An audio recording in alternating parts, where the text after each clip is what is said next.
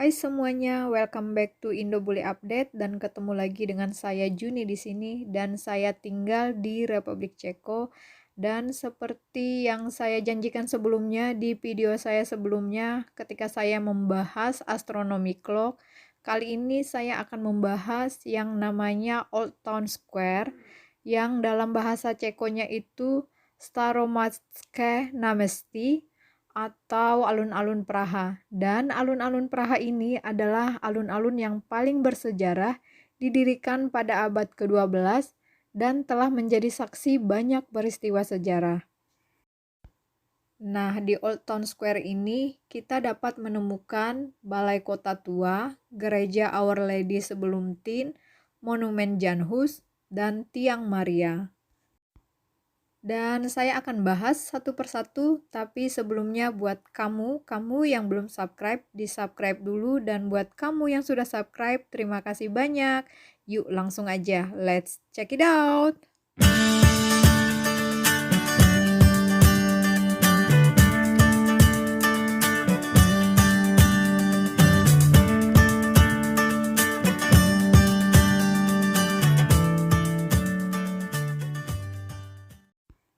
Nah, dan yang pertama yang akan saya bahas yaitu The Old Town Hall di Praha, atau kita sering sebut Balai Kota Tua di Praha.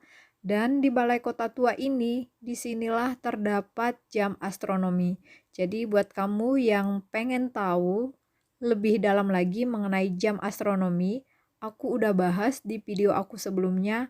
Nah, buat kamu yang belum melihat, silahkan dicek dan linknya ada di atas. Jadi guys, Balai Kota Tua Praha ini atau The Old Town Hall ini adalah salah satu monumen kota yang paling banyak dikunjungi dan terletak di alun-alun Kota Tua. Pada tahun 1338, para anggota Dewan Kota Tua membeli sebuah rumah bangsawan besar dari keluarga Poplin dan mengadaptasinya untuk keperluan mereka. Dan selama berabad-abad berikutnya, bangunan balai kota yang asli sebagian besar menghilang akibat dari renovasi dan perluasan bangunan. Sisa luar dan struktur asli yang masih terlihat sampai sekarang adalah portal batu gotik dengan cetakan di sisi barat bangunan. Warga Kota Tua memperluas balai kota asli ke arah barat dengan membeli rumah yang bersebelahan dan pembangunan menara batu di atas denah persegi dimulai. Menara yang merupakan yang tertinggi di kota pada abad pertengahan selesai dibangun pada tahun 1364. Menurut desain oleh Antonim Baum, dan sayap ini dihancurkan pada hari-hari terakhir Perang Dunia Kedua selama pemberontakan di Praha. Balai kota secara arsitektur tidak biasa, karena dibangun dari banyak rumah kecil yang berbeda. Ekspansi berlanjut pada tahun 1458 ketika rumah Mikes ditambahkan ke sisi barat.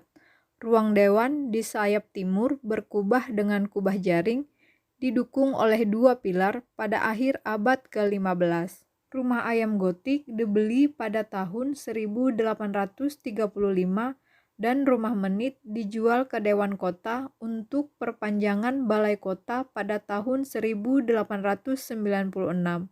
Rumah Mikes dibangun kembali dengan gaya Neo-Renaissance pada tahun 1879 sampai dengan 1880. Dan yang kedua, saya akan membahas Gereja Bunda Allah Sebelum Tin, dalam bahasa Inggrisnya The Church of Mother of God Before Tin, atau dalam bahasa Cekonya Kostel Matki Boží před Tinem. Gereja ini juga sering disebut Church of Our Lady Before Tin. Gereja Bunda Maria Sebelum Tin adalah sebuah gereja gotik dengan ciri dominan gereja lama kota Praha, Republik Ceko. Gereja ini telah menjadi gereja utama di bagian kota sejak abad ke-14. Dua menara gereja setinggi 80 meter dan puncak menara masing-masing menara diatapi oleh 8 menara yang lebih kecil dalam 2 lapis dari 4. Dan yang ketiga, saya akan membahas Jan Hus Memorial.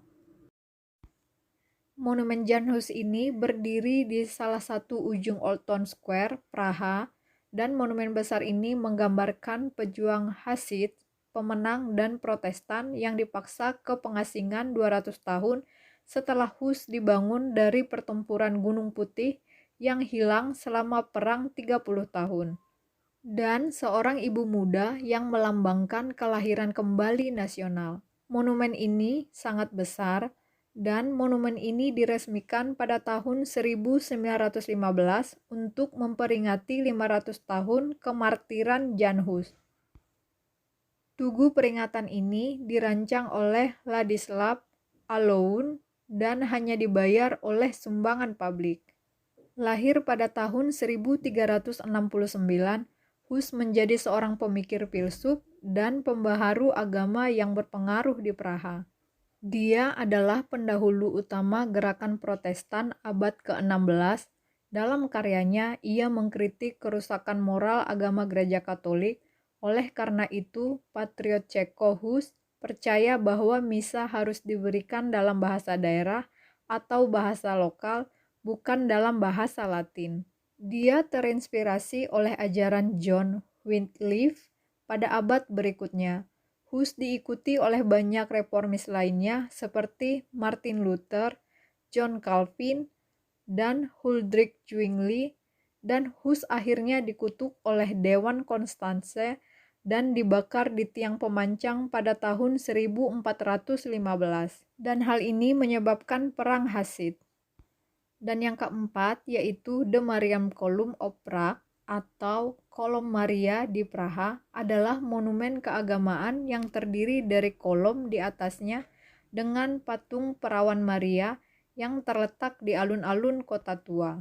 Kolom Marian Praha dibangun di alun-alun kota tua pada tahun 1650 sebagai ucapan terima kasih atas peran kota tersebut dalam pertempuran Praha pada tahun 1648 yang menghasilkan kemenangan Bohemia atas Kekaisaran Swedia.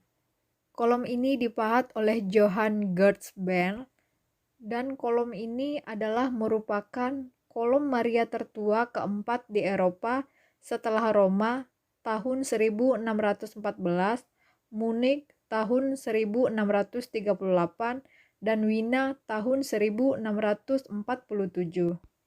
Tiang kolom ini hampir 16 meter dan memuat patung perawan Maria setinggi 2 meter.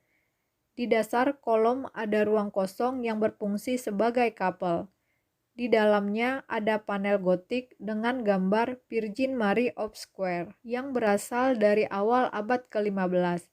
Di sudut kolom berdiri 4 patung malaikat yang melambangkan 4 kebajikan utama melawan kekuatan jahat. Malaikat pertama memukul iblis dengan tombak dan mewakili kebijaksanaan.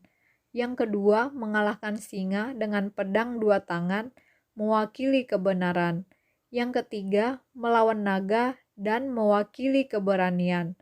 Dan yang keempat, malaikat mengalahkan iblis dengan salib dan menyatakan kelembutan. Selama pengepungan Prusia pada tahun 1757, patung sudut barat daya rusak oleh bola meriam selama penembakan di Praha. Tidak sampai tahun 1858 digantikan oleh salinan dari pematung Praha, Joseph Bohorn. Demikian informasi yang dapat saya sampaikan dan semoga informasi yang saya sampaikan mengenai kota tua Praha ini dapat bermanfaat dan menambah pengetahuan teman-teman, dan semoga teman-teman nanti dapat berkunjung ke Praha ini. Dan terima kasih sudah mengikuti Indo Bule Update, dan buat kamu yang belum subscribe, di-subscribe dulu. Dan buat kamu yang sudah subscribe, terima kasih banyak dan see you di next video lainnya. Dadah!